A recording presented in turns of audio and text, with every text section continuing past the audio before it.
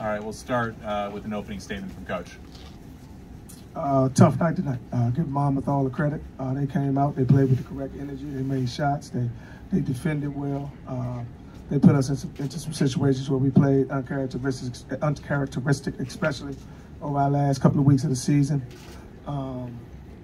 Again, we came out, we got punched in the mouth, and we did not respond well, and I'll take blame for that. But again, I got to give Monmouth their credit.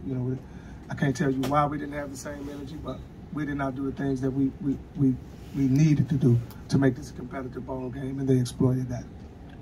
We'll start with questions. Questions in the room, please raise your hand. We'll get a microphone to you. Questions on Zoom, please use the hand raise feature, and we'll get to you as well. Question in front. Hey, Coach, was there something that they were doing today that maybe they didn't show in the first two games? Was there anything that took you by surprise? I'm not going to necessarily say took me by surprise. They made shots. They made shots at a high level. We really got, in each half, we really took the same amount of shots. I think the first half they were 19 for 30, second half 15 for 30. I didn't see anything that they ran that was that much different. They made shots at a high level, and when you make shots at that level, the confidence of everything you do picks up. Yeah, and to follow up on that, was some of the shots they were taking that they were making, were those some shots that you were willing to live with because they weren't shots that they generally make? A few of them, not Collins. We knew that he was a shooter.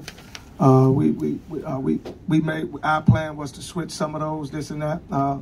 Again, some of those he made were highly contested, but he got more open ones than I thought he should. A couple of those guys we were willing to live with, but they made a few of them tonight. But again, once they begin to make shots, everything they did, rose to another level. And I think we went apart more than we should have came together. Questions in the room? Question in back. Coach, coming into your first year in the CAA, really taking that leap into mid-major basketball, what do you think your team needs to do with this? What was it like taking that leap from where you guys were to where you are now as a legit mid-major conference? It was a definite different level of style and physicality in basketball through 13 teams. Again, when we were once in the MEAC and in the Big South, you would play a CAA teams, but maybe 1 or 2 a year. To have to play 12 different ones throughout the season. This league is very physical.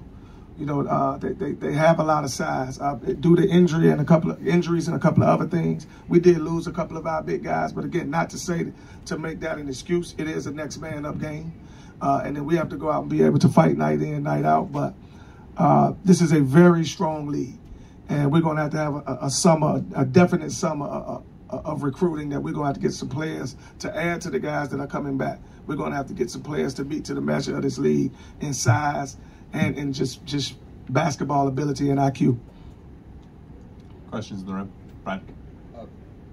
You already kind of answered, but I'm trying to set up. How difficult was it for the season to end the way it did?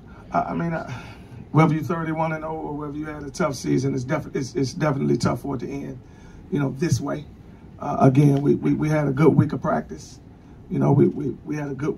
We felt like over our last 4 or 5 ball games, we were trending in the right direction.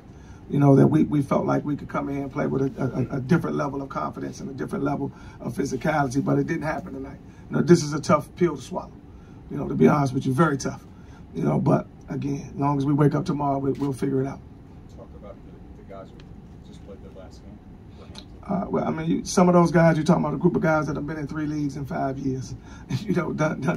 That's not easy for anybody, and that's not making excuses.